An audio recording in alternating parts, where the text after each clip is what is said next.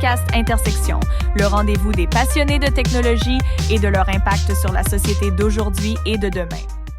Bon matin, Jonathan. Bon matin, Simon. Avant de peser sur le Python Record, tu as dit que c'est trop difficile, c'est trop compliqué la technologie de nos jours. Oui, exact. C'est ça. C'est une chose simple, des fois, on est en 2025 maintenant, puis on se dit pourquoi est-ce que ça, c'est pas simple encore? Je sais pas toi, mais moi, on patauge tellement là-dedans que quand il y a quelque chose qui est comme qui fonctionne pas comme je veux, là, je deviens tellement frustré. Là. Je peux devenir irritant. Là, je suis irrité là, quand ça marche pas. Là. On est habitué que ça soit quick and snappy. Et de plus en plus, en 2025, ça va l'être encore plus snappy. Bonne année, Ben oui, bonne année, man. Écoute, bien content qu'on poursuive l'aventure encore cette année. Je pense que ça va être chouette. Ça va être une année qui va être assurément remplie de découvertes et de nouveautés au niveau de la tech, ça c'est clair. Il n'y a aucun doute là-dessus.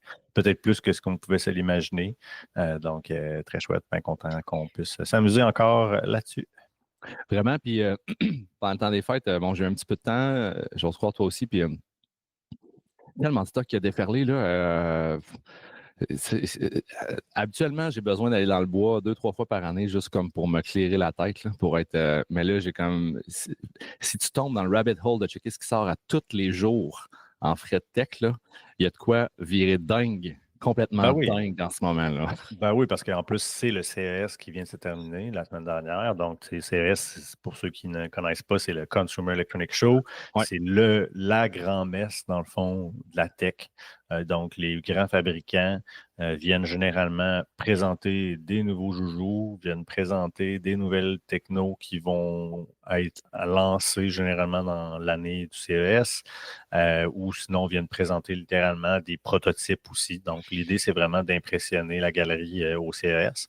Donc, la majorité des médias se retrouvent là-bas, puis c'est le Festival des grandes annonces. Puis l'idée, c'est toujours de voir qui sera le grand champion du CES, quelle entreprise aura ou fera parler le plus d'elle.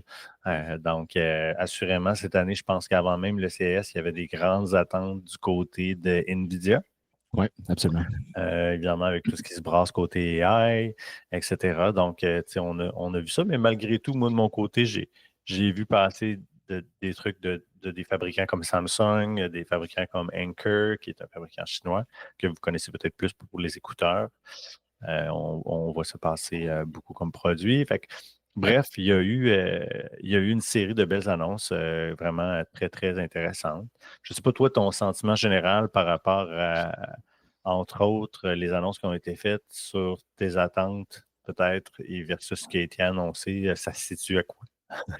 C'est une bonne question. À chaque année, là, tu l'as dit, c'est un peu la grande messe dont Joe et moi sommes les apôtres, là, et des millions d'autres sommes les apôtres, là, d'aller voir ce qui se passe au niveau tech. Mes attentes, on dirait que j'ai plus tant d'attentes, en ce sens où il y a beaucoup de crap à chaque année. Fait qu'il faut savoir trouver les petites pépites intéressantes parce que bien que Joe et moi ne l'avons pas marché encore. Un jour, ce sera un jour, en fait, c'est sur ma bucket list. Donc, c'est sûr que ça va arriver, Joe. Donc, d'ailleurs, je t'ai envoyé un message pendant le temps des fêtes. D'après moi, il faudrait, si on monte ça à 10 000 followers, là, on va être capable de t'accréditer journaliste tech, puis on va y aller. Ça serait cool. On va se trouver une petite subvention quelque part. Là. D'ailleurs, si quelqu'un nous écoute et a des subventions proches pour nous envoyer au CES 2026, regarde, on est ouvert. On va partir en Patreon, d'ailleurs. Yeah.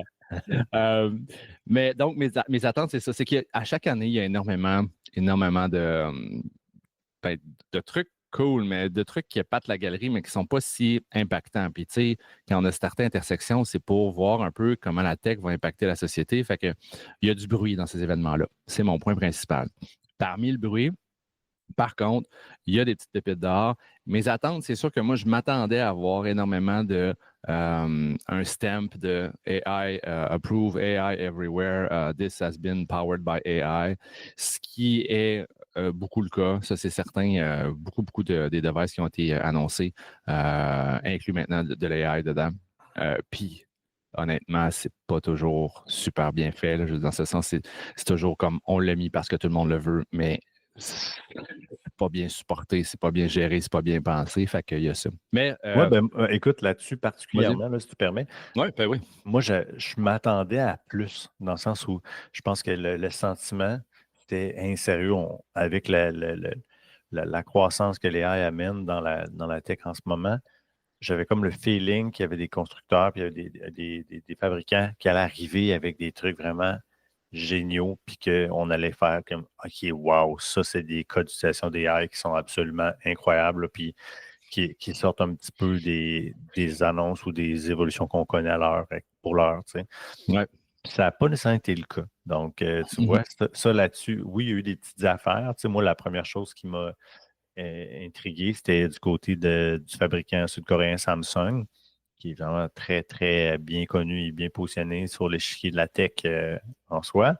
Donc, ils ont lancé Samsung Vision AI, je ne sais pas si tu as entendu parler, qui est littéralement une genre de plateforme qui va intégrer, dans le fond, tous les téléviseurs à partir de 2025.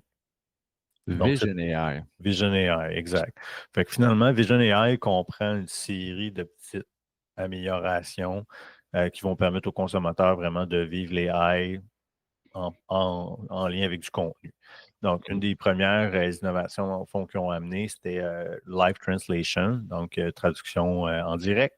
Donc, l'idée, c'est que tu puisses, je pense que c'est jusqu'à 7 langues, faire de la traduction AI, littéralement, pendant un direct. Donc, ça, c'est quand même assez bien comme technologie, puis sûr que ça reste quand même limité à cette langue. Mais bon, tu me diras en même temps, c'est une question de temps, mais ça, c'est une belle petite amélioration qu'ils ont amenée.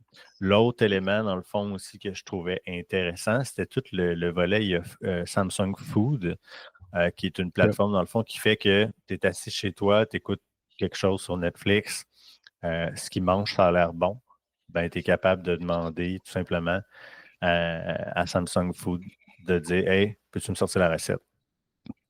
Fait que l'AI va être capable de reconnaître qu'est-ce qu'il y a devant les yeux, puis de déterminer c'est quoi les aliments, puis c'est quoi la recette. Donc, ça, je trouvais ça quand même assez cool. Mais bon, tu sais, c'est pas des technologies nécessairement qui sont incroyables, mais c'est crowd pleaser, je pense. L'idée, c'est de faire plaisir à une vaste gamme de gens qui sont plus monsieur, madame, tout le monde, effectivement, qui sont des gens qui utilisent la télévision en masse, qui écoutent beaucoup de télé, etc. Puis bon, assurément, c'est quelques petites fonctionnalités que les gens de Samsung ont lancées là-dessus, mais je suis persuadé que ça en cache pas plusieurs autres là, qui vont découler puis qui vont former ce petit écosystème-là de Vision AI qui va permettre d'améliorer considérablement l'expérience, dans le fond, de consommation de télé. Oui. Puis, tu sais, ultimement, je pense que c'est ça quand même hein, que nous, on tripe bien raide puis on se nourrit de la tech à tous les jours. Il y a le mass consumption, la consommation de masse qui va commencer à, tu sais, je veux dire, le commun des mortels va commencer à, tu sais, il y a des gens qui n'ont pas essayé ChatGPT, là. On va se le dire, là, tu sais, bien que c'est, puis il y a des gens qui n'ont pas touché à de l'AI, ben, très, très près encore. Fait que indirectement peut-être, mais pas nécessairement de choix de dire, OK, je vais ouvrir. Tu sais, je te fais une confession, moi, depuis un certain temps, je me rappelle plus c'est quand la dernière fois où j'ai ouvert Google pour aller effectuer une recherche. Hey, oui. Ah ben moi, puis j'ai eu la même réflexion il y a quelques jours. Mon ratio est peut-être 2 fois ChatGPT versus 2 tiers ChatGPT versus 1 tiers Google. On est là. Moi, je suis full Gemini. Puis écoute, je l'utilise, puis je trouve ça vraiment efficace. C'est pas parfait, mais ça reste qu'au final, fait que tu sais, je pense que petit à petit, Google va amener les gens à ce qu'ils s'en rendent compte, ben, c'est Gemini Powered, puis il va rester, ça va prendre évidemment un certain nombre d'années avant que les gens migrent à être sur un outil direct comme nous, on l'est actuellement, mais j'ai comme l'impression que c'est assurément ça vers quoi on s'en va. Puis, parenthèse là-dedans aussi, Gemini, moi, j'ai accès à ChatGPT payant d'une part, mais Gemini, je l'ai essayé hier soir pour jaser. En fait, on va faire un petit apostrophe sur un autre sujet à la fin de l'épisode aujourd'hui. Puis j'ai conversé avec Gemini. C'était pas parfait, mais j'ai eu des réponses. J'ai fait un query comme si j'avais fait un query sur Google. J'ai discuté pendant 2 minutes. J'ai eu toutes mes réponses de façon claire et concise, sans aucune pub, sans rien, straight to the point. Fait que, bref, c'est très cool. Là. Ouais. Sinon, du côté de Samsung aussi, ouais. c'est un peu, je pense, la nouvelle qui m'a amené à m'intéresser à ce que Samsung a lancé au CES cette année. C'est le petit robot Bali. J'ai vu ça passer. Oui, super mignon. Écoute, Bali, pour faire une histoire courte, ça a été lancé en 2020 par Samsung. Donc, on avait vu la première version de Bali, mais ils l'ont ramené, dans le fond, c'est ça maintenant, on peut dire 4 ans plus tard.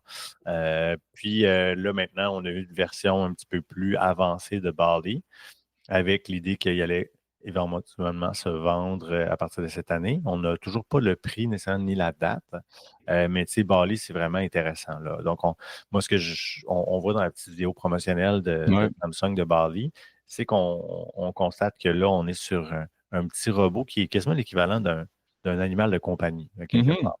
Donc, tu sais, dans la vidéo, au début, on présente quelqu'un qui se connecte avec une app sur Bali qui est évidemment muni d'une caméra, muni d'un micro, de speaker, qui, donc, la personne dit, hey, ben, peux-tu vérifier qu'est-ce qui se passe avec le chien?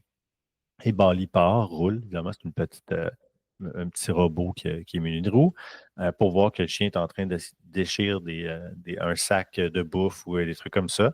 Puis, donc là, à ce moment-là, ce qui est intéressant ici, c'est qu'ils ont fait, OK, ben là, il faut que tu divertisses le chien, fait que va activer la bouffe dans sa machine à bouffe électronique, évidemment. Son dispenser de bouffe électronique. Fait que là, le chien part, lâche le sac, puis s'en va finalement manger sa nourriture. Le dispenser de bouffe Samsung, j'ose croire. J'imagine, effectivement. Fait que ça, c'est intéressant. Fait que on pense plus à l'aspect surveillance avec ça. Comme on le voit aussi, Bali, dans le fond, devient une espèce de projecteur pour le travail ou pour les activités en général. Donc, la possibilité de l'utiliser pour projeter, que ce soit sur un mur ou sur une autre surface, puis d'interagir avec lui aussi. Donc, évidemment, muni d'une petite intelligence. Donc, super intéressant. Ouais. Donc, ce que j'aime de ça, c'est ça. On en a parlé dans d'autres épisodes. On disait, les robots s'invitent à la maison. Tu vois, Bali, c'est une forme de robot qui c'est une Roomba plus, on s'entend? Dans le sens où, même si elle ne fait pas le ménage, c'est un exemple que je donne, dans le sens où la Roomba a été, la fameuse balayeuse Roomba, a été un peu un des premiers volets de robotisation qui s'est installé dans une majorité de foyers. Ben, Bali là, ramène une couche. Donc, on amène ça à un autre niveau. On a déjà des oreilles dans la maison, beaucoup, que ce soit avec les Google Home, Alexa, etc. Là, on rajoute Bali qui, là, OK, là, c'est nos yeux dans la maison, puis c'est des yeux qui se déplacent, avec lesquels on peut interagir. Donc, tu vois, progresser lentement, mais sûrement, on progresse là, vers de la robotique plus intelligente. Puis, je trouve que chez Samsung, ils l'ont bien joué avec que ce soit le design, le nom, puis ce qu'ils ont présenté par rapport à l'appareil. C'est the road to the AR robots, là, the road to the full humanoid. Là, c'est dans le roadmap, on s'approche tranquillement de ce genre d'initiative-là, puis on l'entend un peu partout. Là, 2025, selon plusieurs, sera l'année des robots. Là, Et somehow, hein, Jonathan, tu l'avais calé dans notre boule de cristal de la fin 2024. Tout semble porter à croire qu'il y aura énormément d'innovation qui va s'apporter par rapport à ça. Je t'envoyais il y a quelques jours le fameux robot chien à la Boston Dynamics là, qui vaut beaucoup, beaucoup de bidou. Là. Ben, il y a une compagnie chinoise qui en fait un pour 3 000 qui fait l'équivalent plus, qui est disponible pour tout le monde. Tu l'achètes puis tu développes tout ce que tu veux avec ça. Fait que ça avance à vitesse grand V là-dedans. Samsung, je trouve ça intéressant. On dirait que moi, j'ai un petit... encore là, moi, ce qui me bug là-dedans, dans les techs en général, là, c'est que là, si tu vas Samsung, tu vas aller full-on Samsung, là, right? Dans le sens, là, tu sais, il y en a qui sont en... Fait que j'ose croire qu'il va y avoir du stock de Apple qui va sortir, il va y avoir du stock de, je sais pas, moi, Google va avoir le sien. Fait qu'il encore ici, il va falloir choisir ses allégeances. Par contre, c'est sûr que Samsung a toujours été un gros joueur pour sortir des affaires au CES. Puis en tech, en général, sont assez avancés. Puis ils nous sortent souvent des produits qui ressortent de la masse. Te rappelles-tu de leur espèce d'AI qui s'appelait Bixby? C'était ça, là. Tu sais, quand Siri est sorti, ben, Samsung avait son AI. Il faut en prendre et en laisser. On pouvait jaser. Si tu avais un Samsung, tu jasais avec Bixby, mais Bixby, il n'y a pas grand monde qui jase avec Bixby, là, j'ai l'impression. Là. Effectivement, je me souviens même plus de ça, pour être très honnête. Mais oui, tu as raison. Mais il faut faire attention entre ce qui est un prototype qui va vivre, puis effectivement, entre un produit qui va faire vraiment la cote, comme on dit.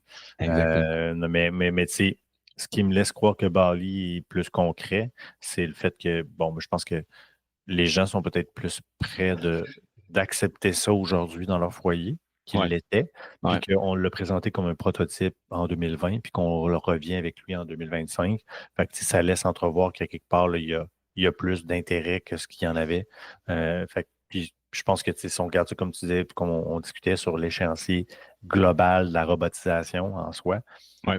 je pense que le timing est là. Je ne sais pas si tu as vu le Roborock au CS. Je sais pas, mais c'est un nom qui rock en salle, ça. Le Roborock Vacuum, là, ça vient de péter ta bulle un peu. Mais c'est une Roomba avec un bras articulé. Ah, je l'ai dans mes affaires, mais sans avoir le nom. Hold on. Voilà. J'ai C'est ça le live ici. Roborock. Ah oui, OK, on en voit ça ici. Donc, cette affaire-là. Là. Exactement. Écoute, ce petit appareil-là est en mesure de reconnaître jusqu'à plus d'une centaine d'objets et de lieux pour en disposer. C'est-à-dire que là, dans ce cas-ci, il ramasse des vieilles chaussettes, tu sais. Qu'est-ce qu'il fait avec? Est-ce qu'il fait juste les tasser pour exécuter sa job? Ou il peut aussi aller les prendre et aller les déposer dans un panier à linge dont tu lui as appris la position, puis lui, il va faire sa job, puis il va ramasser les bottes de tes enfants, puis il va les mettre ça là. Ouais. Donc, ça aussi, c'est comme, oh, OK, tu sais, est-ce que c'est un produit vraiment que les gens vont acheter ou c'est plus une belle démonstration, encore une fois, de comment la robotique peut s'intégrer dans un petit appareil comme une balayeuse, puis éventuellement faire ce genre de petites tâches-là qui, de toute façon, en tant que parent, je vous recommande plus de faire en sorte que vos enfants se ramassent que de se laisser traîner en se disant c'est pas grave, Roborock va passer en arrière. Je me demande quel genre de relève on va former si on leur dit c'est pas grave, laisse tout au plancher, le robot s'en occupe. Et quelle société on va créer avec ça? De fainéants. Mais c'est super intéressant. Tu fais comme OK, là, tu vois, là, on vient de créer un premier bras à une Roomba. Ça revient encore à ça. Ouais. C'est vraiment une technologie qui a fait parler énormément. Ben, tu sais, oui, c'est ça. Elle a fait parler énormément. Puis j'écoutais des journalistes techno là, qui ont fait le CS, puis il y en a un qui relatait un truc qui dit il faisait part de tous ces prototypes qu'on a vus au fil des années, puis ce qu'il disait, il dit, et puis là, je te montre l'autre, là, il dit la motadine de machine qui plie ton linge, ça fait toujours bien 15 ans qu'il nous l'annonce, puis je n'ai pas vu une bâtard de machine dans nos maisonnées, là, tu sais. On nous promet du linge qui sera plié par un robot at some point chez nous facilement. C'est pas encore là, cette histoire-là, c'est long avant que ça arrive. Fait que bref, il y a beaucoup de. Ça nous donne comme là, on le voit là, pour ceux qui sont vidéo, qui nous regardent en vidéo, là, donc on voit un espèce de robot à 400 millions là, qui allie de l'AI puis qui est capable de folder le linge, de le plier. Mais d'un, on veut-tu se rendre là? Ben, c'est sûr que plier son linge, c'est vraiment de la merde, si tu me demandes à moi. Là. mais on va-tu dépenser des sommes pour ça? Peut-être qu'un jour, ça va être abordable, mais encore là, c'est ça. Bref, je m'éparpille, mais tout ce que je veux dire, c'est que bon, le CES, il y a un amalgame de choses concrètes qui vont sortir maintenant, mais il y a aussi beaucoup de visionnaires et de prototypes et de choses que le futur pourrait s'en aller vers ça éventuellement. Oui, puis tu sais, c'est cool. Ça fait, comme tu dis, ça fait rêver. Ça nous amène à voir le potentiel de la technologie, mais est-ce que ce seront tous des produits qu'on va connaître? Non, assurément pas. Mais ça reste quand même impressionnant. Puis, ce qui rend ça encore plus impressionnant, c'est que il il y a toujours une certaine distance, des fois, entre les produits qui sont annoncés au CES puis l'avancement qu'on connaît en technologie puis qu'on peut espérer. Comme tu le dis, mettons, ça, c'est un produit, le robot qu'on a, qui a coûté excessivement cher à développer, etc. Mais avec des moyens d'aujourd'hui, je ne suis pas persuadé que les coûts sont aussi grands qu'ils ont été jadis. C'est-à-dire qu'on a tellement connu là, en très peu de temps une grosse, grosse, grosse évolution que j'ai l'impression que là, soudainement, faire de la robotique, faire bouger des bras, reconnaître des objets et tout, de toute cette technologie-là ensemble est beaucoup plus facile à maîtriser que ce qu'elle l'était, alors que c'était vraiment, OK, là, c'était du déplacement, puis de la position et tout. Puis, tu sais, généralement, les trucs de robots qu'on voyait, c'était comme stagé. C'est-à-dire que, tu sais, on avait placé, puis il y avait des coordonnées, on allait chercher l'objet, on exécutait la tâche, mais on ne savait pas trop vraiment qu'est-ce qu'on était en train de faire. Fait que si finalement, on n'avait pas ramassé le T-shirt pour le plier, mais on le pliait dans le beurre, puis ça avait l'air niaiseux, tu sais. Tasse pas en bobette sale, là, Non, parce c'est que ça. ça fout la routine en l'air. Mais bref, tu sais, je pense qu'on est dans cette optique-là où maintenant, en tout cas, moi, ce que je ressens comme gars qui tripe de tech, c'est OK, mais tu sais, là, non seulement on peut penser, on peut s'imaginer des trucs fous, puis on a vraiment maintenant plus le contrôle de cette technologie-là pour y accéder. Donc, ouais. Ah oui, on est plus proche de bien des affaires que partout ailleurs dans l'histoire de l'humanité là, auparavant. Moi, mettons que je t'amène vers un peu certains trucs qui m'ont. En fait, un des gros morceaux, ça a été NVIDIA beaucoup, qui est parti en force au départ du CES 2025. Ça a été dans la première journée où ils ont fait.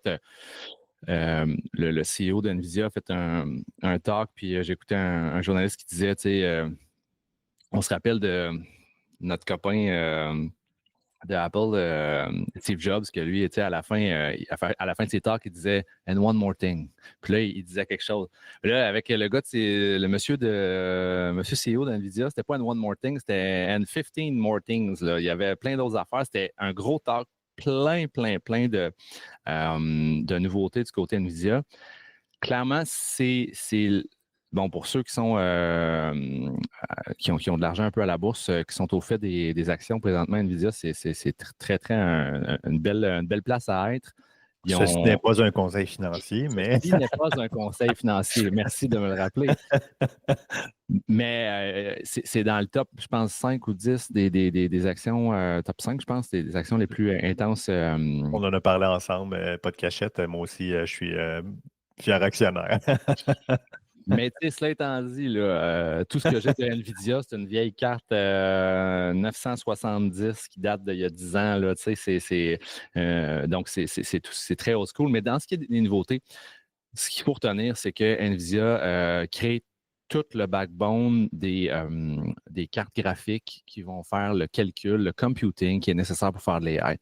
Puis l'AI étant tellement en essor que le matériel qu'ils créent est en giga-demande, fait qu'ils ont le vent dans les voiles.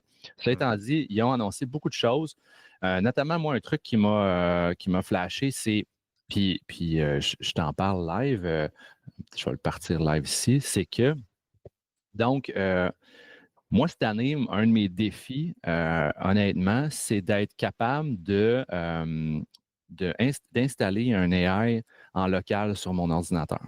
C'est pas que c'est un défi. En fait, c'est un défi en ce sens, il faut juste que je me dégage le temps dans ma vie familiale et professionnelle pour me focusser sur ce projet-là. Parce que c'est beau d'utiliser un AI à la ChatGPT, à la Gemini, puis à la Claude, puis tout ça. Perplexity aussi, qui en a un autre qui est très fort. Mais si tu jases avec ces AI-là, ultimement, ils vont bien dire que tes données ne seront pas utilisées pour X, Y, Z, mais tu n'en as aucune idée. Qu'est-ce qu'ils font avec les données? Si tu veux partager des choses relativement sensibles, si tu veux installer ça, utiliser ça pour ton entreprise avec de la donnée sensible de ton entreprise, ultimement, pas une bonne idée d'aller garrocher des affaires sensibles là-dedans. Parce que Puis il n'y a pas si longtemps, j'aurais dit ouais, mais non, ils vont faire attention, stresse pas avec ça. Puis j'ai vu passer ça, je ne sais pas si tu l'as vu, là. Il y a eu un article, je ne me souviens pas si c'est sur The Verge ou TechCrunch, pas trop comme quoi. Il y avait un leak de l'équipe qui travaille sur l'AI chez Facebook. Comme quoi Zuckerberg avait donné un go parce que, dans le fond, il était en train de lire le contenu de certains livres qui finalement, il y avait d'une façon qui était relativement piratée. Ah Puis, ouais, ils ouais, ont ouais. prouvé que Zuckerberg, dans le fond, avait dit, ben oui, c'est correct, pas de trouble, allez-y. Si tu peux le trouver en ligne, C'est ça. c'est que c'est correct. Et tu dis, ah, ben, tu sais, c'est anodin, c'est un livre, c'est de la connaissance et tout. Ben, c'est pas tant anodin. Je veux dire, il y a des gens qui les ont écrits, qui sont supposés techniquement avoir des revenus basés sur les ventes du contenu que dans ces livres-là. Ouais. Puis là, de savoir que, tu sais, c'est comme, OK, ben, tu sais, un gros joueur comme Meta se dit, bon, c'est pas grave, là, si t'es capable de les lire, lis-les, tu sais. Fait comme, OK, ben, les contenus qui sont supposés être privés chez nous, là, tu sais, c'est pas grave, lis-les, de toute façon, ils vont pas le savoir, tu sais. Fait que C'est ça une lève. petite business au Québec. Personne, c'est une petite affaire. Là. Ils sont juste 20 là, au Québec. Là, ils vont jamais venir. Fait que oui, tu sais, c'est un gros concern là, dans les AI actuellement. Là, tu sais, Ouais. on se dit, ouais, OK, là, on en parlera à la fin. Là, tu sais, on s'était dit qu'on Ouais. voulait faire un petit retour justement sur ce qui se passe chez Facebook, mais chez Meta, mais clairement, il faut travailler le volet privatisation un peu de ces écosystèmes-là parce que clairement, on commence à trouver que la confiance a été branlée. Là. Ce qui me donne, étant un old school guy d'ordinateur, là, il y a toujours la communauté dans la vie qui a réussi à brandir un peu les bonnes valeurs autour de ces concepts-là. Et puis là, c'est là que je t'amène dans le concept d'open source. Puis je t'amène dans le concept de on parle de Facebook, de Meta. Eux, le bet qu'ils ont fait, c'est qu'on va mettre des millions et des millions de dollars pour entraîner un AI, puis on va garocher ça open source pour tout le monde. Puis pourquoi? Ben parce que ça va bénéficier à tout l'écosystème, ça va bénéficier à tout le monde, autant à nous autres qu'à tout. Ça va faire que tout va avancer beaucoup plus vite. Bon, il y a sûrement beaucoup plus de considération que ça, mais n'en est-il pas moins qui ont décidé d'ouvrir ça out in the wild. Vous pouvez aller télécharger l'IA qui est open source entraînée par Facebook, puis mettre ça sur votre ordinateur, puis en faire ce que vous voulez. Puis dans ma tête à moi, je m'attends à ce que... Parce que présentement, le portrait, c'est qu'aujourd'hui, tu veux utiliser un IA, tu vas sur Hugging Face. Hugging Face. OK, tu t'en vas sur cette plateforme-là, qui, si je ne me trompe pas, est montréalaise d'ailleurs. Hein? Je dis ça au passage. Oui, c'est montréalais, effectivement. Ouais. Ah, based in New York City. Mais il me semble qu'il y a du... Ah, mais gars, en tout cas, il me semble qu'il y avait du Montréal derrière ça. Bref. Puis là-dedans, là, cette place-là, les chums, là, tu t'en vas sur modèle, là, puis tu as présentement accès, des modèles, tu en as 1 279 000, là, mais bon, je n'irai pas faire le tour de ça, mais ce que je veux dire là-dedans, c'est que tu peux aller chercher ton AI entraîné, il y en a des milliers et des milliers sur Internet. En ce moment, si tu veux utiliser de l'AI, le magasin est ouvert. Là. Tu peux, il y a plein de. Il y en a qui sont meilleurs dans des images, dans du texte, il y en a qui sont meilleurs dans des trucs 3D, il y en a qui sont meilleurs dans faire des trucs avec de la physique. Fait que présentement, c'est très, très, très ouvert et tu peux choisir l'AI que tu veux, l'amener sur ton ordinateur, la faire rouler, puis en faire ce que tu veux, dans le fond, de façon locale.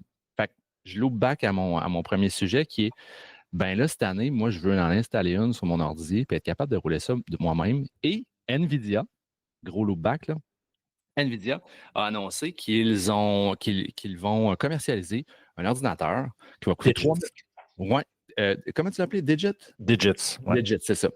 Digit, qui va coûter 3 000 US, mais qui va avoir du matériel comme il n'a jamais été inclus dans un petit ordinateur comme ça. En fait, si je ne me trompe pas, c'est lui qui est cette espèce de petite boîte-là qui est juste là à gauche, là, cette affaire-là. Là. En fait, dans son talk, c'était juste un petit snapshot pendant. Ouais, c'est ça, carrément ça. Ça fait paraître le CEO beaucoup très petit par rapport à ça, mais bon. Là, il y en a deux, hein? Il y en a deux, un par-dessus l'autre. Ah, OK. Est-ce que tu sais pourquoi il y en a deux? Vas-y, tu peux comme les paralléliser? Oui, tu peux les paralléliser. Puis, dans l'exemple que NVIDIA a donné, c'est que Llama, dans le fond, qui est le modèle de Meta, il y a, dans le fond, la version 3.1 a 4,5 milliards de paramètres. 405 milliards de paramètres, c'est quand même beaucoup. Mais ces deux petits appareils-là sont l'équivalent de Llama 3.1 en termes de possibilités. Donc, dans ces deux petits appareils-là, tiennent la même équivalent que ce qu'il y a chez Meta à l'heure actuelle. Puis j'entendais pas, tu me corriges si je l'ai entendu, mais il disait dans son talk que en ce moment, l'équivalent de tout le trafic Internet de la planète Terre peut être géré par cette affaire-là. Dans le sens qu'il y a tellement de computing power là, que ça peut gérer l'entièreté du trafic Internet de la Terre. Ça va, les chums? Fait que, tu sais, ça, c'est une technologie, là, comme tu dis, qui va révolutionner là, littéralement la façon dont on utilise l'informatique là, en général. Là, clairement, c'est de la puissance. L'idée de NVIDIA, je pense que c'était de permettre à des data scientists justement d'avoir accès à du firepower, là, donc vraiment de la puissance computationnelle pour pouvoir avancer. C'est fou, là. Puis à 3 000 US, on s'entend. Quand on pense, c'est des peanuts. Je veux dire, quand on pense au coût d'un MacBook Pro aujourd'hui, etc. Moi, ce qui me fascine là-dedans, c'est que, tu sais, moi, ce que j'ai vu derrière cette annonce-là, c'est non seulement par sa forme, mais aussi en même temps pour ce que c'est. NVIDIA vient de se lancer dans la guerre contre Apple. Oui, c'est parce que là, depuis quelques mois, c'est bonjour les mini-computers. Apple avait sorti le sien avec le M4, on en avait parlé. Windows, quelques jours plus tard, Microsoft en avait sorti un aussi. On a toujours fait des petits PC. Là. Tu sais, le form factor d'avoir un petit PC, c'est une chose, mais un petit PC, un mini PC qui est vraiment fort, là, tu sais, avec un V8 de char dedans, là, tu comprends? Là? Ben là, on est là. Puis en effet, tu l'as bien dit, NVIDIA se lance donc dans une espèce de marché dans lequel il n'était pas nécessairement. Là, tu sais. Non, c'est ça. Il passe on produit des chips, on développe du software, on est maintenant dans la game hardware. Donc là, ça, c'est un petit détail, mais c'est un détail qui est quand même vraiment important, je pense. Ouais. Puis ils ne sont pas arrivés par la porte dans l'arrière avec un petit projet. Là. Ils sont arrivés par la grande porte avec ça. Là. En prenant tout le monde par surprise, puis en disant OK, ben ça, ce petit appareil-là est l'équivalent d'un data center. Là. Je veux dire, c'est quand même assez fou. Là. À quand le cellulaire NVIDIA? Ben écoute, assurément, est-ce que c'est NVIDIA ou est-ce que justement, dans un premier temps, ils vont servir de ce même chipset-là qu'ils ont bâti pour cet appareil-là pour le vendre aux fabricants? Parce que c'est quand même oui, de faire l'appareil en soi, c'est une chose. Les OS aussi, tu sais, c'est souvent les OS qui vont, à mon sens, driver, dans le fond, vont gérer la donne. Tu sais, est-ce que tu es confortable dans iOS? Est-ce que tu es confortable dans Android? Est-ce que tu te retrouves facilement? Fait que c'est ce volet-là. Fait que, c'est sûr qu'ils pourraient regarder ça et essayer de se faire une pâle copie de A plus B, là, donc de trouver le meilleur d'Android, le meilleur d'iOS, puis d'essayer de refaire leur propre OS. Mais je trouve que ça commence à être tough. Là, mais cela dit, si la promesse vient avec un package hardware intéressant, que tu fais comme Oh, OK, là, en termes de performance, on est dans une autre game. Puis, il ne faut pas oublier qu'en plus, on parle de NVIDIA. NVIDIA vient avec tout un historique de gaming, donc tout le jeu vidéo et tout. Fait que là, on se ramasse, là, à quelque part, entre un appareil mobile, un appareil de gaming, puis un ordinateur personnel, tout ça dans un petit appareil qu'on peut traîner dans nos poches. Fait que, le potentiel de dire, est-ce que demain matin, moi, je fais du télétravail ou je fais du travail, j'arrive à quelque part, puis tout ce que j'ai à faire, c'est que je sors mon appareil, je le mets en mode travail, je me branche dessus, puis c'est ça mon ordinateur. Puis si j'ai besoin de pairer un clavier, je le perds, un écran, etc. C'est quand même, ça nous permet de croire que le bon vieux laptop keyboard, comme on le connaît, là, est en train de tranquillement glisser vers un produit qu'on va regarder en se disant Hey, nos bons vieux laptops jadis. Là. C'est fou, hein? C'est fou. C'est une grosse annonce à voir. Puis sans trop s'éterniser sur NVIDIA, ils ont fait plein d'autres annonces. Là, moi, je ne sais pas s'il y a d'autres affaires, toi, d'eux autres que tu veux dire. Je les ai un petit peu devant les yeux aussi. Là. Il y a pas mal de trucs qu'ils ont annoncés. Là, mais, Non, moi, c'est vraiment ce qui avait retenu mon attention aussi. Parce que c'est surtout ce volet-là. Moi, des fois, ce que j'aime beaucoup dans des genres d'annonces-là, c'est réfléchir à l'utilisation, oui, qu'eux présentent là à court terme, mais l'utilisation après ça, plus au sens large que ça peut amener. Fait que moi, rapidement, ça m'a fait rêver. Je disais, ben, ce petit appareil-là, je peux le prendre, le traîner dans mon laptop. Ben, pas dans mon laptop, dans mon sac. Puis, j'arrive à quelque part, je le sors, je le branche. Puis, j'ai une puissance incroyable. Puis, je trouve que c'est ça qui me rend vraiment, comment dire, très ambitieux. Là. C'est comme, wow, OK, là, on passe à une étape majeure Parce que, tu sais, il y avait ça aussi. Là, on regardait l'évolution de l'AI, puis on se disait, OK, là, ça va vite, c'est impressionnant, mais là, est-ce que la quincaillerie va suivre? Mhm. C'était ça l'enjeu, là. Ouais. Fait que NVIDIA arrive puis puisse euh, faire cette annonce-là, puis d'annoncer cette performance-là à un coût accessible potentiellement pour les gens qui s'achètent des appareils. OK, là, on a les deux tableaux qui progressent un à côté de l'autre, là. Exact. Fait que ça, c'est quand même vraiment génial parce qu'on aurait pu penser à un certain moment donné que la puissance, puis ça a été souvent un sujet, de ce qu'on peut produire pour, comment dire, asseoir toutes les demandes qu'il y a par rapport à l'AI, allait nous limiter. Parce qu'à un moment donné, il y a tellement de gens qui se mettent à l'utiliser, ça demande beaucoup d'énergie, ça consomme énormément.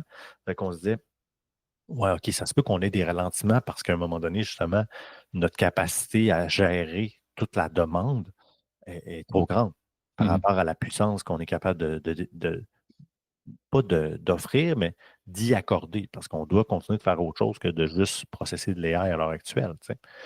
Donc, là, maintenant, de savoir que les deux progressent à une vitesse grand V, euh, ça permet de rêver. Ouais, ouais. Ça a été beaucoup mis dans la main des gens en recherche au départ, mais là, c'est mis dans la main du commun des mortels qui veut l'utiliser à la maison. Fait que non, c'est très fort.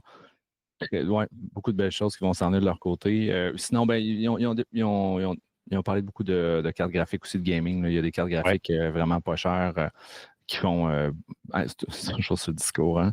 Moins cher, plus de moins cher, plus de calcul de compute.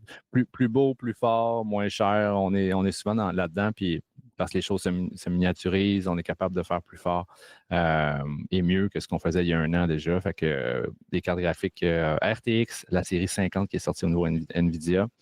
Il y a un truc rapidement aussi qui a fait, ils conçoivent maintenant une espèce d'IA physique. Donc, ils sont très, très dans le monde du jeu vidéo, mais de faire une intelligence artificielle qui est capable de comprendre un monde physique.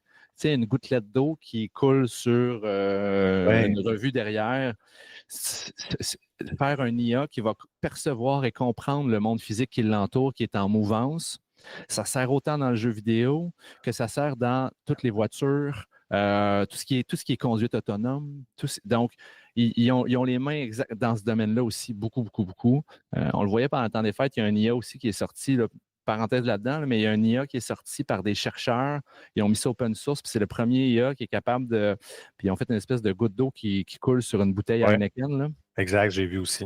Oui, qui est comme le premier IA à être capable de se la jouer dans un monde physique réel. Parce que là, on s'entend qu'on part de loin. Là, demander à une IA de faire une vidéo de Will Smith qui mange un spaghetti il y a un an, c'était un shit show désastreux. Là, on s'approche de ça. Là, on s'approche de quelque chose d'intéressant. Puis là, il y a des chercheurs qui en rajoutent une couche. Ils disent là, on est capable de faire quelque chose l'IA va comprendre le monde autour d'elle. Tu droppes une goutte d'eau sur n'importe quoi, il va comprendre les réactions physiques puis comment ça va se comporter dans l'environnement. Non, exact, ouais. Des grosses affaires. Non, absolument, c'est fou. J'ai vu cette vidéo-là aussi. Puis il était en mesure de décortiquer, dans le fond, différents aspects de la physique pour démontrer, OK, ben, la goutte, comment justement elle se positionne, c'est quoi la force qu'il faut la déformer, etc. C'est impressionnant, là, vraiment. C'est fou. Non, Peut-être. des petits trucs. Je ne sais pas si tu avais fait le tour de NVIDIA de ton côté. Oui, tout à fait. Puis j'ai des petits trucs là, ici et là. Donc, des petits short trucs. Peut-être un truc que j'ai aimé voir un peu, je te le montre live là, c'est TCL, compagnie, je pense que c'est chinois, TCL, right? Bref, pour ceux qui ont acheté une télévision dernièrement sur Amazon, là, il y a beaucoup, les TCL sont beaucoup là, c'est des télévisions pas chères qui amènent une qualité qui est vraiment super intéressante, là, tu sais, puis des grosses télévisions, mais ils sont aussi dans le monde cellulaire. Ça a attiré mon attention. Dans le fond, on se rappelle on voit ici un cellulaire qui est couleur. Tu switches un petit bouton et tu tombes à du e-ink reader, un peu comme une tablette Kindle. Oui, exact. Donc, ce cellulaire-là est capable de faire les deux. Ce que je trouvais vraiment intéressant, là, on le voit ici, est en mode, ça repart, là. Grosse couleur standard, mais après ça, tu peux te la jouer, facilité pour les yeux au niveau de la lecture, avec une espèce de ton monochrome, là, comme une petite tablette Fire, Kindle Fire, oui, absolument. Fire, c'est ça. Donc, l'idée, je comprends, c'est l'économie d'énergie. Donc, permet à ce moment-là à ce que l'appareil puisse rester ouvert plus longtemps. Quand même intéressant, là, clairement, dans l'idée justement que c'est ce qu'on veut de nos appareils. Encore là, genre devoir coupler à ce que la gestion des batteries avec des outils AI va nous permettre de faire.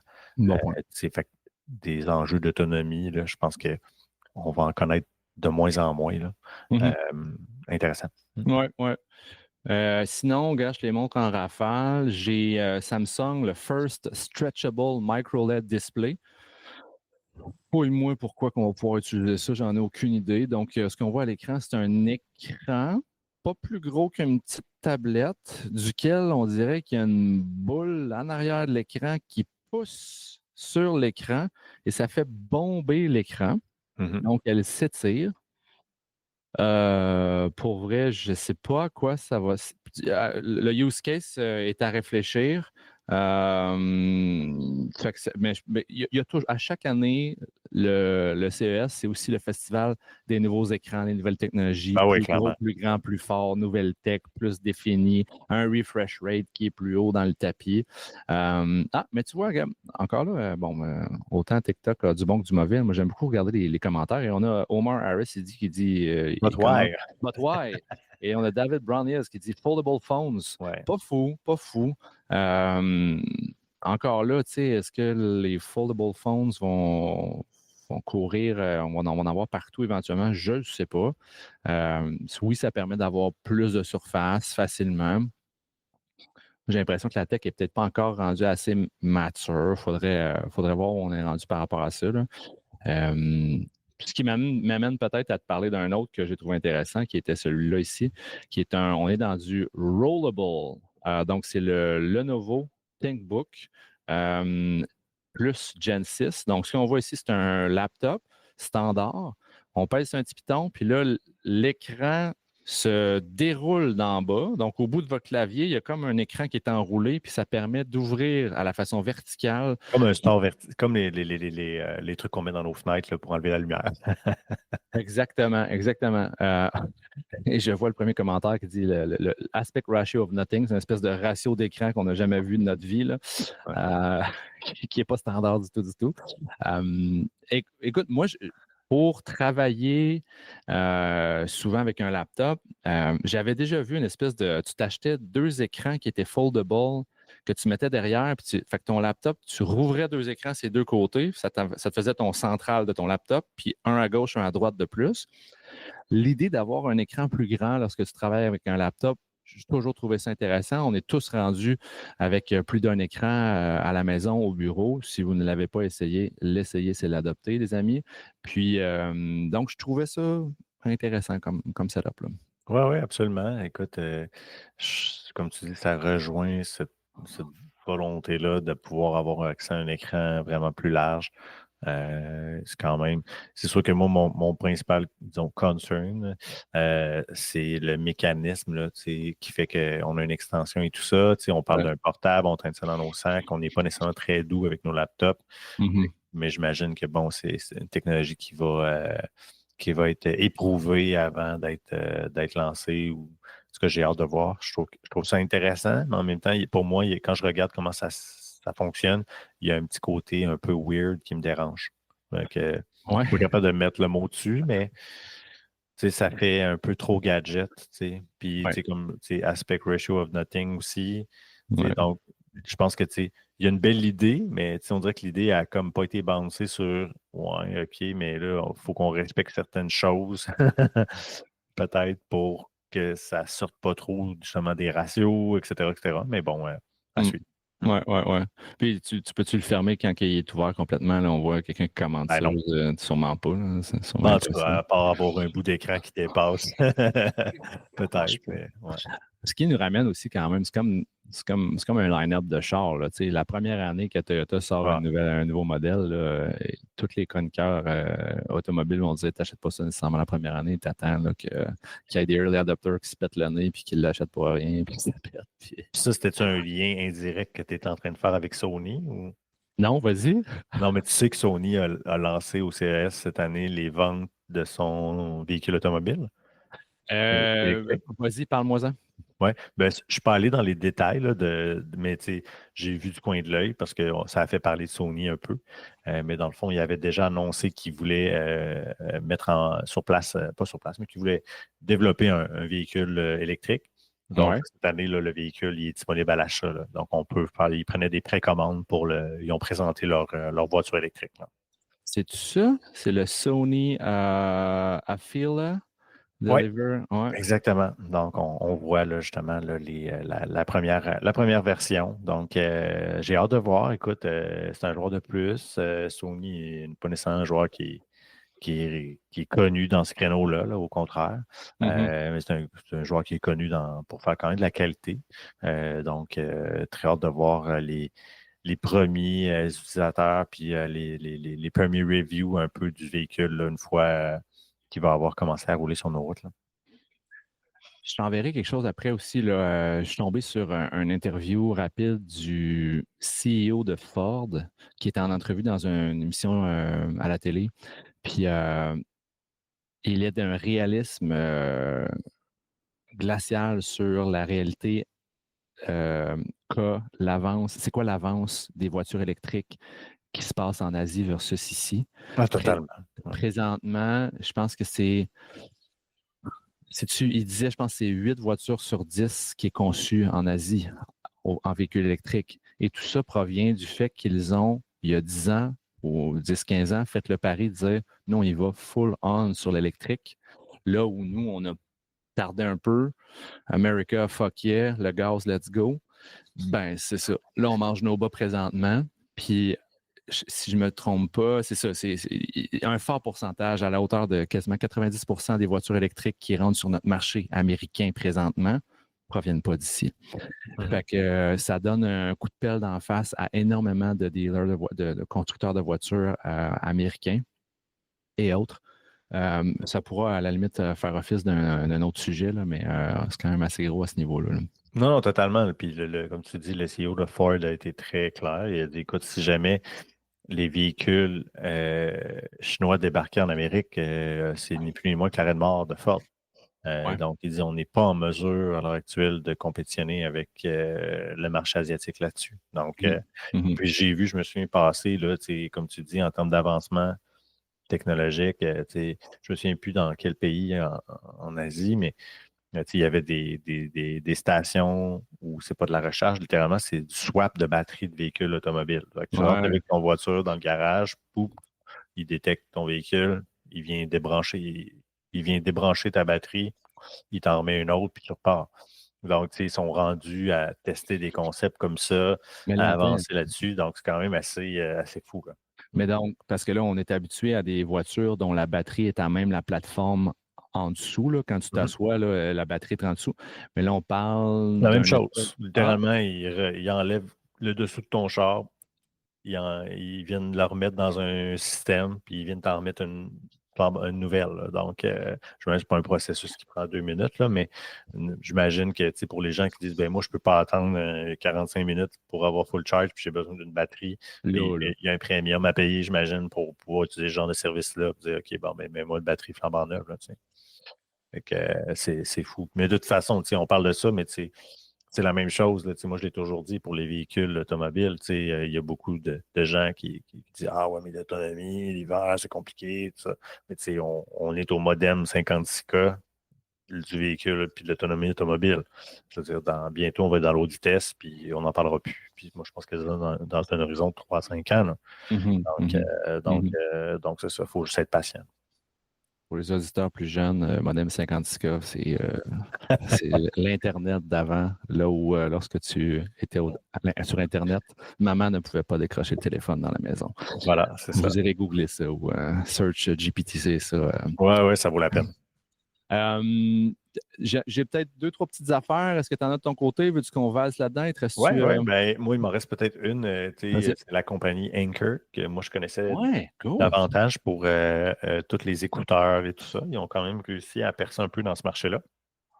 Et c'était plus dans les petites techs, disons, intéressantes, un peu qui sortait un peu champ gauche. Anker a lancé un appareil, dans le fond, qui est un parasol, qui permet de recharger avec la recharge solaire des petits appareils, autant des appareils avec une connexion traditionnelle comme vous et moi, on a pour se brancher dans le mur, que, évidemment, avec des ports USB pour recharger différents appareils électroniques. Donc, vraiment intéressant parce que ce que j'aimais, j'ai pris ça, j'ai montré ça tout de suite à ma conjointe autour de moi, puis le monde était comme « Hey, wow, c'est vraiment une bonne idée! » Donc, ça a fait un peu le même effet chez moi de dire, ben, c'est vrai, quand on va à la plage, ben, on veut utiliser assurément un parasol, puis on a souvent des appareils avec nous. Aujourd'hui, tout le monde à la plage traîne son cellulaire et essaie de le cacher à quelque part pour pas qu'il prenne trop chaleur, mais on l'utilise que ce soit pour mettre de la musique, etc. Donc, l'idée d'avoir quelque chose qui nous permet de recharger ces appareils-là alors que justement on est exposé au soleil, littéralement, ben, c'est juste un cas de figure qui, à mon sens, est super intelligent. Aussi, parallèlement à ça, ils n'ont pas juste lancé le parasol, ils ont lancé une glacière qui s'appelle Everfrost. C'est une glacière qui permet, dans le fond, de cumuler avec sa batterie jusqu'à 55 heures, dans le fond, de fonctionnement. Donc, quand même cool. Donc, l'idée, tu pars à la plage, tu amènes des trucs froids. Tu veux t'assurer à ce moment-là que tes breuvages ou ta nourriture, parce que tu te fais un petit lunch, ça reste au froid, 55 heures d'autonomie, c'est pas rien. Puis évidemment, la Everfrost aussi a la possibilité là, de se recharger d'un point de vue solaire. Donc, tu sais, il y a quelque chose de vraiment intéressant là-dedans. Puis Anker aussi a lancé l'équivalent de ce qui est le Powerwall de Tesla. Ah, OK, ben c'est ça. Ah, c'est ça. C'est ça que. OK. C'est une petite centrale électrique portable de 767 Powerhouse qui s'appelle. Donc, ça aussi, là, ça va être disponible là, à partir de mars. Là. Donc, ça lance un peu là, vraiment dans l'idée d'avoir de l'énergie à porter. C'est un peu ça, les trois annonces. Là. Donc, quelque part, le parasol, donc, monsieur tout le monde à la plage, de traîner sa glacière, puis de conserver, dans le fond, l'accès à l'électronique. Et là, le Powerhouse qui devient notamment une station aussi électrique que tu peux traîner avec toi avec une bonne capacité. Là. Te rappelles-tu un des plus gros flops de l'histoire de l'humanité sur Kickstarter, qui était un Kickstarter cooler fail? Je me souviens vaguement de ça, oui, ça me dit quelque chose. Cette affaire-là. OK. Ça avait planté solide. Ouais. Il avait ramassé 13 millions avec 62 000 backers. Ouais. Puis personne, je pense, a reçu le device ultimement. La promesse de ça, c'était de se dire ton couleur, ben c'est ça, il peut se recharger, il y a une batterie, il y a un frigidaire, il y a un blender. Un malaxeur, il y a des speakers, il y a tout, mais ça avait vraiment flanché. Bref, je suis content de voir que toi, de ton bord, on voit cette année là, avec Anker quelque chose de peut-être plus épuré et fonctionnel là, qui ne va pas flancher. Oui, ben, tu sais, là, on parle d'Anker. Donc, tu sais, c'est quand même un fabricant qui en a derrière la cravate, c'est une première expression. Fait que, tu sais, c'est pas quelqu'un qui a une bonne idée sur Kickstarter puis qui s'essaie. Fait que, tu sais, je pense que c'est un produit qui risque d'être pas mal plus intéressant à tester, là, clairement.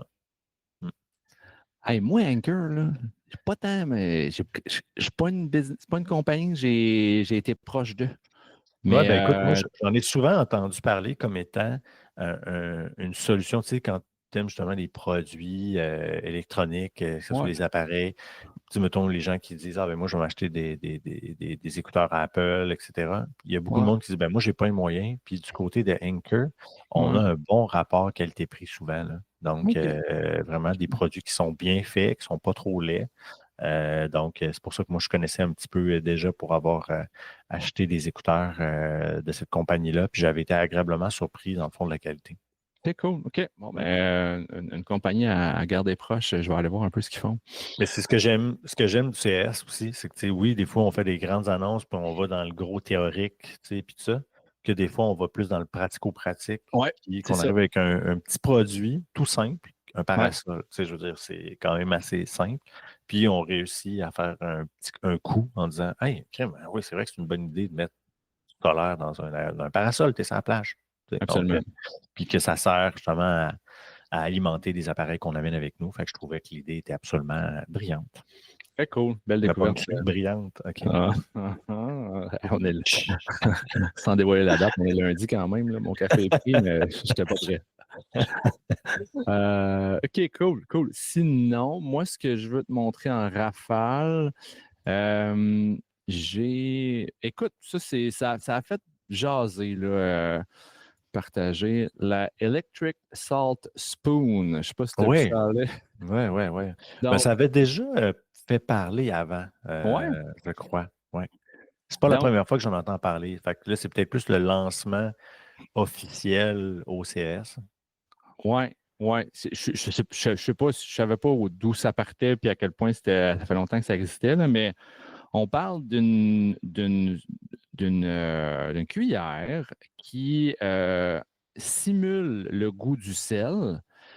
Donc, c'est vraiment pour ceux qui ont, on voit ici là, un commentaire d'un user sur TikTok. Là, étant quelqu'un qui aime beaucoup ça, saler des affaires, mais avec un historique de problèmes du cœur et beaucoup de pression du cœur, c'est vraiment pour moi. En ce sens où il y a une petite impulsion électrique qui est lancée sur la langue lorsqu'on mange. Somehow, j'imagine qu'on ne doit pas sentir un choc de 2,40, là, c'est pas la même game. Mais c'est une petite impulsion qui va, semblerait-il, venir allumer la langue ou les papilles gustatives pour simuler le sel. On voit ici, il montre une lumière jaune. Je pense que tu as jaune, tu as rouge, jaune, vert. Là, fait que tu as des degrés d'électricité et de niveau de salé dans ta bouche. OK. Ultimement, je veux dire, on fait de tout. Là. C'est une petite découverte que j'ai vue aller. Clairement, peut-être j'espère que je n'aurai pas besoin de ça un jour parce que j'aime bien saler mes affaires, mais j'espère que ça ne va pas me causer des problèmes de santé. Mais sachez que ce genre de device-là existe aussi. Hein.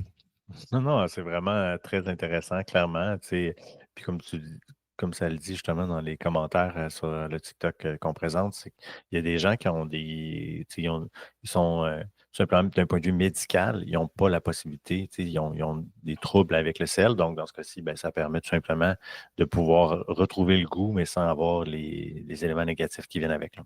Exactement. Fait que, Beau petit produit funky. Intéressant à ce niveau-là. Sinon, peut-être je t'en fais un dernier qui est tombé sur mon radar. Écoute, ça peut paraître niaiseux. Voici une boîte orange. Tu sais, toutes les batteries qu'on a à recharger dans la vie. Donc, ça, c'est une station de recharge. Tu mets tes batteries, peu importe le sens, peu importe la polarité, on s'en fout. Ils vont tomber du bon côté, vont se faire recharger. S'il y en a qui sont plus bonnes, ils vont tomber dans un petit couvercle, une petite section grise, ils sont plus bonnes et ils ne fonctionnent plus. Mais s'ils sont encore bonnes, ils tombent en bas. Donc, c'est une petite station qui va perpétuellement charger tes batteries une à l'autre. Puis tu vas toujours avoir des batteries qui vont être là et prêtes à l'utilisation. C'est pas révolution. Je trouvais ça coquin comme petit device plutôt que d'avoir. Est-ce que je l'utiliserais? Je ne sais pas. Écoute, moi, tout de suite, là, je vois ça, puis c'est comme take my money. Là. Ouais. C'est comme, oui, clairement. Là, c'est quand même intéressant, c'est facile. Tu mets les batteries en haut, ça roule là-dedans. Les batteries qui sont chargées sont disponibles. Celles qui sont. Le fait d'avoir aussi un retour sur elle est plus bonne. Moi, je pense que c'est vraiment très chouette. Là. Oui, puis on parle donc d'un device de la compagnie Olight et le device OS Station, je pense. Ouais, OS Station. Et on parle d'une compagnie canadienne, by the way, Regina Canada, donc avec le dos qui est là, qui vient du Canada. Donc, très cool. Fait que ça m'avait un peu fait sourire. Je serais curieux. Ne serait-ce que la gestion des batteries dans une business où vous êtes 60 ou 80 personnes à changer des batteries continuellement de vos petites souris. Là. Moi, je me souviens que j'ai travaillé dans des entreprises où c'était un peu le bordel. Sont où les chargeurs? Ah, celle-là, es-tu bonne, es-tu pas bonne? Tu garoches dedans, puis ça se gère tout seul. Beau produit qui peut être utilisé au niveau du corporatif. Puis. Belle petite trouvaille. Exact. Sinon, une paire de... One more lasting? Ouais, ça va ressembler à ça. Une paire de binoculaires, des longues vues, des jumelles qui sont capables d'allier un peu la réalité augmentée. Astronomie. Oui, c'est ça. Astronomie, où ils vont être capables de. Tu prends ta paire de longue vue, tu regardes dans le ciel étoilé, ils vont toutes te taguer les étoiles qui sont là. Tu regardes dans un paysage en hiking, il va être capable de tout te mapper ce qui est autour de toi. Les Donc, montagnes, etc., tout ça. Très exact, les oiseaux, tous les trucs. Fait que une espèce encore là, on mixe des technos qui existent déjà, mais dans un use case qui peut être intéressant. À voir, ça va-tu vraiment arriver à suivre, mais c'est un petit produit qui me semble intéressant. Je n'ai pas vu le prix, par contre. Ça ne doit pas être juste 25$ effectivement. Non, c'est ça. mais effectivement, super intéressant pour le outdooring, les gens qui font des activités en plein air. Là, je pense que ça peut être un beau petit plus à ajouter là, à son matériel. Exactement. Écoute, on s'était dit qu'on faisait un tour de CS, mais qu'on se gardait aussi un peu de temps pour parler d'un sujet qui, moi, m'a fait beaucoup réagir en début 2025. Dans le fond, on sait, ben là, déjà, on regarde d'un point de vue climat politique, ça brasse beaucoup entre le Canada et les États-Unis. Puis à l'annonce, justement, à quoi on est à quelques jours, là, justement, de Trump qui va finalement passer au pouvoir. Puis tout ça pour dire que si je ramène ça à la tech, ben, tu sais, premièrement, il y a eu bien des gens qui ont été surpris de voir là, que après les élections, il y a différentes compagnies technologiques qui ont fait des donations, dans le fond, à Trump, c'est comme pour montrer quelque part qu'il voulait, comment dire, montrer qu'ils sont de son bord.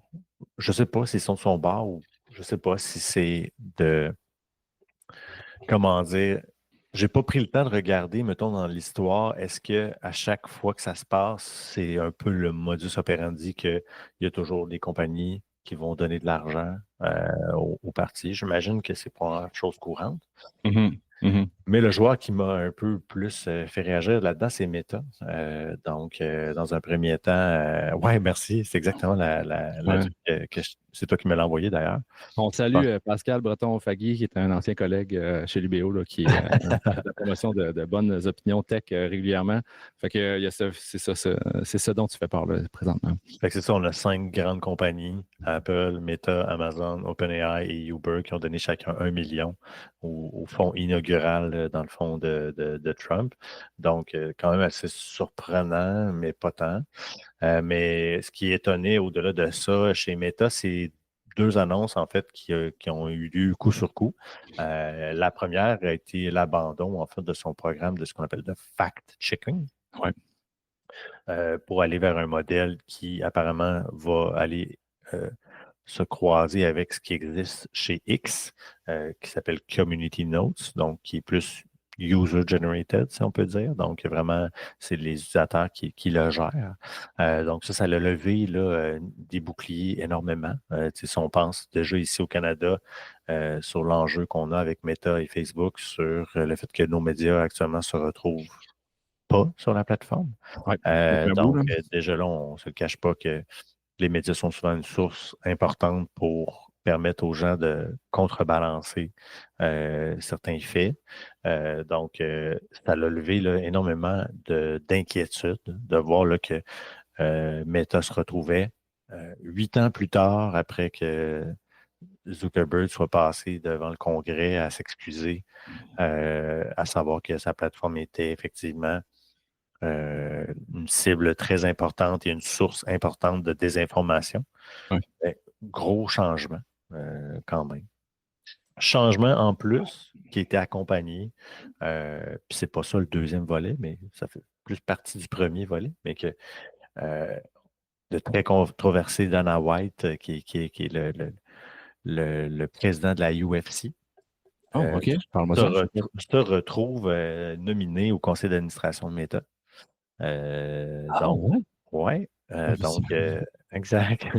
Quand même assez. Fait que là, on fait comme OK, bon, c'est un add-on. Ça arrive comme ça. Les gens, le fact-checking, bon, coudon, ils décident d'aller vers quelque chose de plus community-driven. Puis, Dana White, c'est un peu étrange. Là, tu fais comme bon, mais en même temps, tu regardes un peu comment Zook agit ces derniers temps. Il tripe beaucoup sur les arts martiaux. Il y a peut-être un peu de ça qui fait qu'il s'est mis chum avec Dana White puis il l'a invité sur le board. Et là, arrive une deuxième grosse annonce. Puis tu me coupes, hein, si tu veux. Non, vas-y, ben, je t'écoute, là, ces affaires, je ne savais pas nécessairement.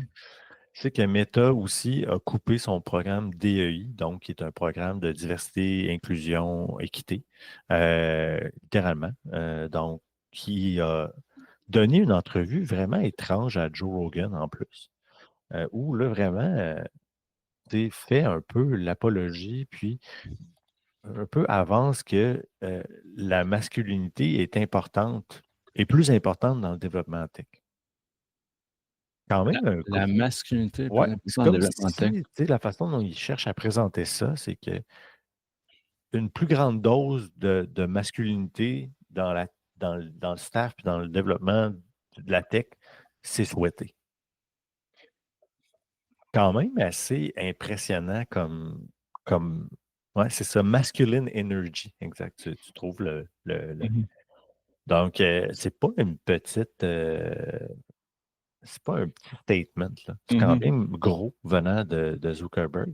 Puis, c'est quand même drôle parce que si on observe Zuckerberg entre ce que justement je vous disais, il y a 8 ans, est habillé en veston-cravate, est un petit gars propre, il se présente devant le Congrès, puis il fait des excuses.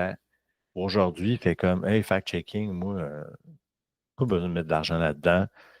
Hey, Dan, viens faire un tour sur le board, puis tu sais quoi, la diversité, le DEI, on s'en fout. Là, Diversity, Equity, Inclusion, on n'a pas besoin de ça, on coupe ça. Fait que moi, ce qui me fait peur, c'est que je sens une certaine radicalisation, si je vais dire, le mot est peut-être fort, là, où on voit un petit peu plus le vrai Zuckerberg aujourd'hui, je pense.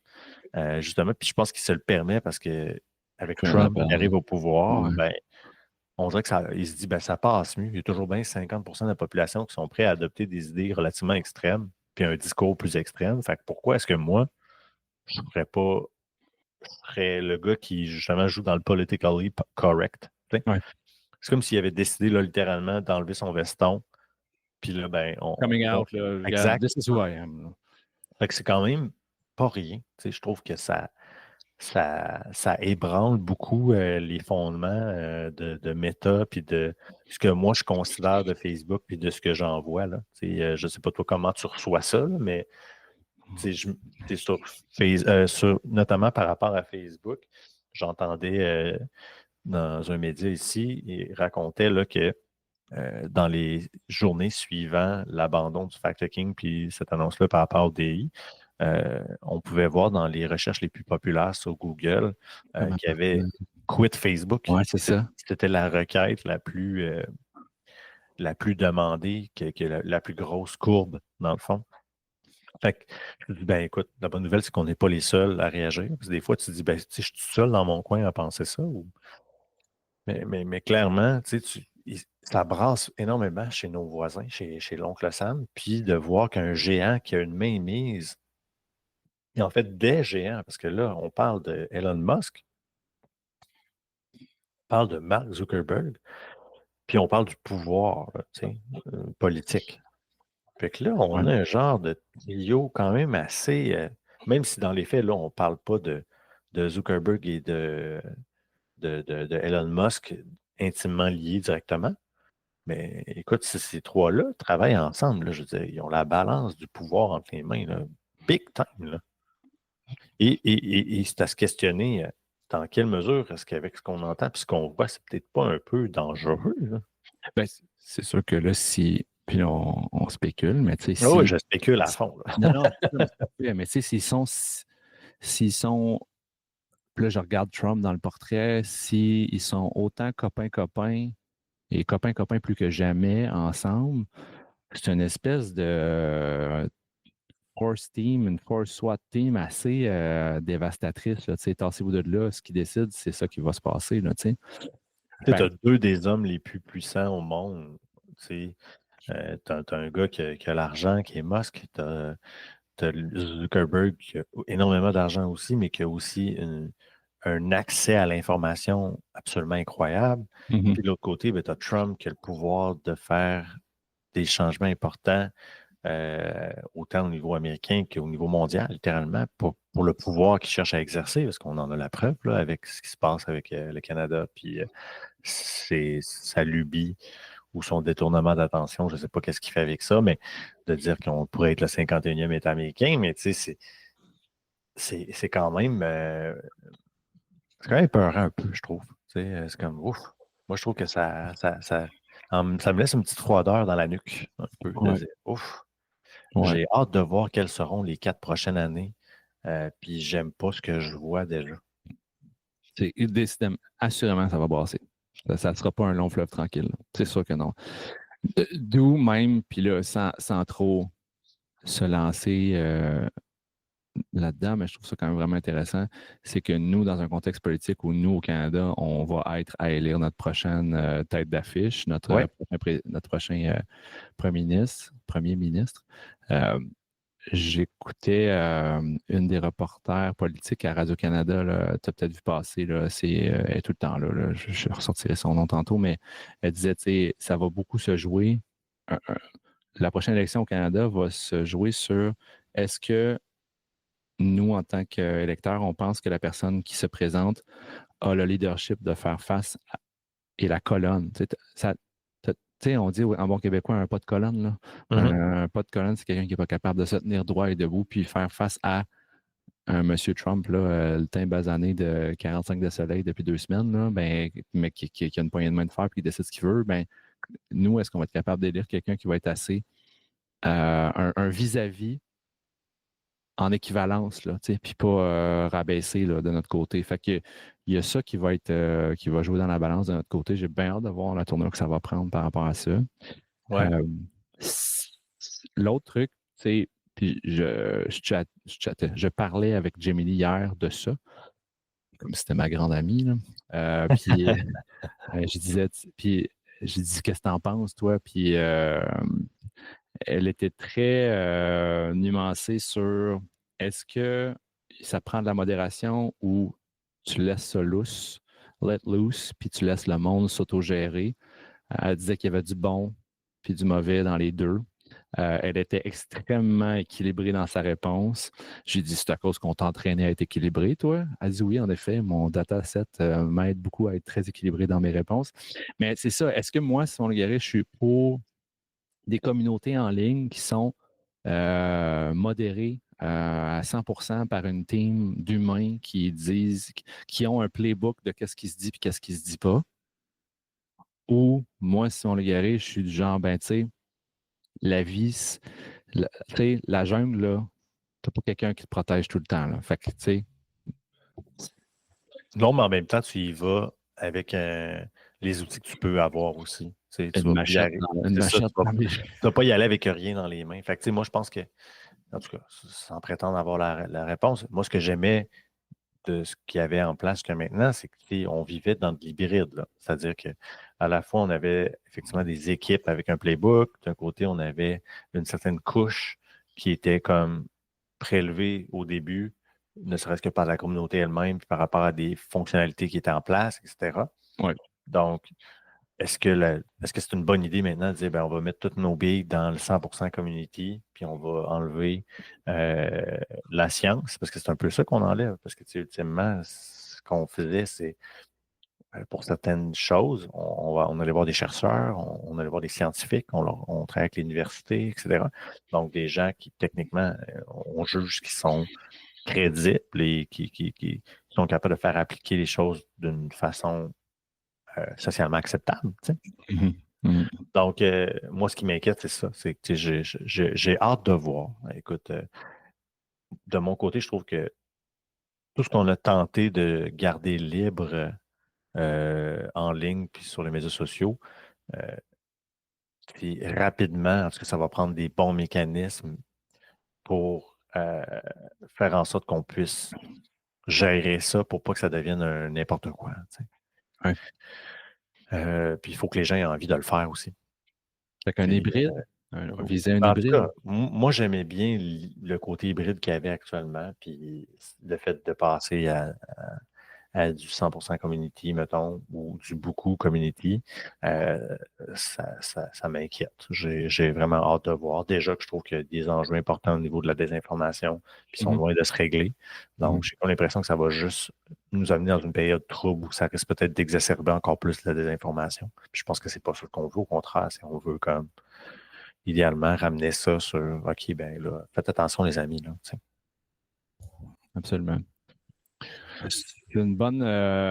C'est un sujet pas évident, tu sais. pas évident, c'est ça. Il y a du politique, il y a de l'humain, il y a du social, il y a de l'affaire, il y a beaucoup là-dedans, tu sais. Mais bon, je pense que ce qui m'a amené justement à amener ce sujet-là particulièrement, c'est quit Facebook. C'est-à-dire, c'est comme, OK, ben, ça donne que je pense que les gens ont eu le même réflexe. Tu sais, je veux dire, moi aussi, j'y ai pensé, là. Tu sais, mon premier réflexe, ça a été de peut-être que je pourrais juste garder Messenger. Tu sais, je veux garder le contact, je veux être capable de un message aux gens, mais tu sais, dans le fond, je suis peut-être mieux de ne pas consommer de contenu là-dessus. Tu sais, parce que de toute façon, le contenu que j'y vois, si je parle de Meta et de Facebook plus précisément, ben, de moins en moins intéressant. Là. C'est de la dompe. Facebook, c'est pas cool, là. C'est pas cool. Là. Mais je le garde. Pourquoi? Parce que mes amis sont là, puis il y a des gens que je vois moins souvent. Fait que c'est une façon, une fois de temps en temps, peut-être d'avoir un petit coucou, puis de se rappeler qu'il faudra peut-être que je rappelle un vieux chum. Tu sais, fait que Non, écoute, ça va être à surveiller. Vraiment. J'ai pensé énormément de fois à juste garder Messenger. Là. Sinon, ça me donne quoi nécessairement? Mais encore là, il faudrait que la masse se rallie à quitter pour vrai. Parce que c'est ça. Il y aura toujours le cercle social présentement est encore beaucoup là. Fait que ça prendrait un exode massif là, pour que ça puisse bien se faire. Là. C'est ce qui donne aussi l'indication à quel point c'est une plateforme qui est puissante. Tu sais, dans le sens où on le sait qu'en ce moment, c'est pas beau. Mais on se dit, mais ouais, mais je ne peux pas vraiment quitter. Là. Exactement. Super sujet. C'était important d'en parler, puis j'étais totalement d'accord là, quand tu as lancé l'idée d'annexer ça au CES, là, parce que ça fait couler beaucoup d'encre, puis ça n'a pas fini d'en faire couler. Fait que on continue de garder ça en mire là, pour vous. Là. Absolument. Oui, vraiment. Fait que c'était un peu, un bon wrap-up, Joe. Je pense que c'est notre longest show ever, je pense. Je pense qu'effectivement, oui. Yeah. C'est parfait. Pour ceux qui sont encore là, merci d'être encore là, de nous écouter. Ça va faire plein de belles clips intéressantes aussi. Bref, CES, toujours aussi pertinent quand on sait discerner les trucs importants, des trucs qui ne le sont pas nécessairement. Beaucoup de belles annonces, comme on vous a parlé. Puis bon, le portrait de la désinformation, le portrait des réseaux sociaux, qu'est-ce qui est modéré, qui ne l'est pas. C'est en pleine mouvance. Ouais. Puis on n'a pas fini d'entendre parler. Totalement. Puis je pense qu'on va s'assurer de notre côté là, de vous tenir informés justement sur cette mouvance-là, sur ce qu'on voit. Puis je veux dire, on n'a pas toutes les, les ballons nécessairement. On essaie de rester équilibré là-dedans, mais si vous avez des perspectives qui sont différentes, dire, ben non, justement, c'est une bonne chose pour telle raison, etc., ben on est toujours super ouvert à vous entendre ou à vous lire. Fait que gênez-vous pas de nous challenger là-dessus. Puis si vous avez des sources, évidemment, parce qu'on veut que ce soit aussi basé sur des sources, on serait bien content de vous lire particulièrement là-dessus. Là, fait que gênez-vous pas. Yes, parfait. Merci tout le monde. Merci, Joe. C'est parti pour Intersection 2025. Exactement. Le bal est parti. Bonne semaine. Yes, toi aussi. Bye.